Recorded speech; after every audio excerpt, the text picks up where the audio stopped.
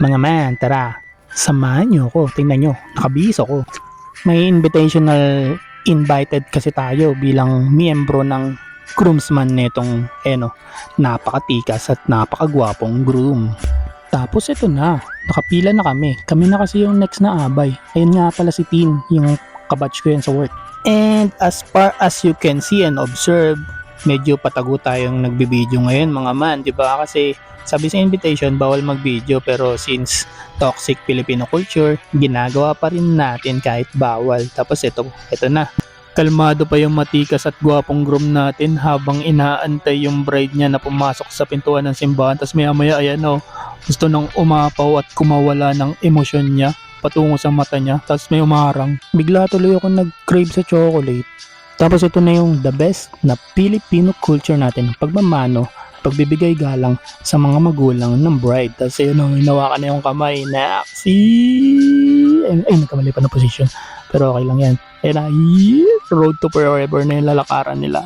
Yan pala yun, yung road to forever.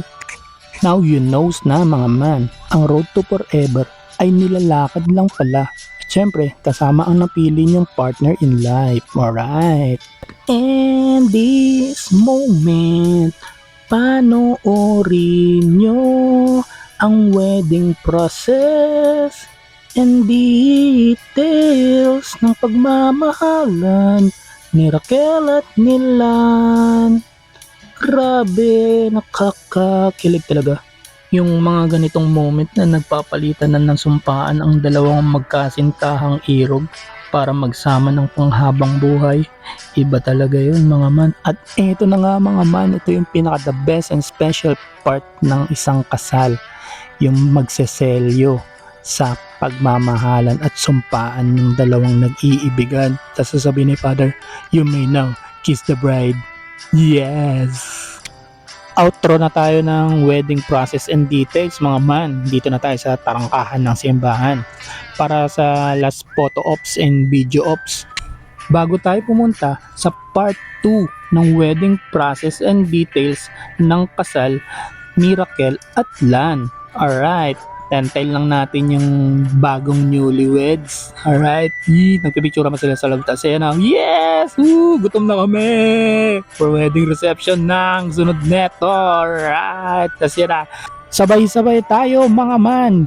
Mabuhay ang bagong kasal! Tapos ito mga man, medyo emotional and full of emotion din to yung part na to. Yung dance with father and bride. Tapos na ako kumain, kaya naisipan kong mag-ikot dito sa wedding reception. Tapos yun, may mga alak na naka-ready. Tapos ito, kung ayaw mong uminom sa baso, mag-inject ka ng alak. Pwede. Galing, di ba? Yan yung shot na ini-straw eh. Kaya ang tawag dyan, straw shot. Di ba? Hop! Makikita nyo yung nag-straw shot na yan. Glimpse of my future yan. Bigyan natin ng exposure ang aking future. Tapos mga man, pinapakilala ko nga pala sa inyo yung iba ko pang ka-work, si Paolo at saka si Jonel. Contest yan eh. Tapos nagda-dance revolution sila. Tapos pinapahanga talaga ako na ito ni Jonel. Isipin nyo, ilan silang sumasayaw dyan. Pero siya yung unang napili. Ang galing kasi sumayaw niyan eh. Tanggal tuloy. Dapat ganyan lang, low-key lang, parang yung best man.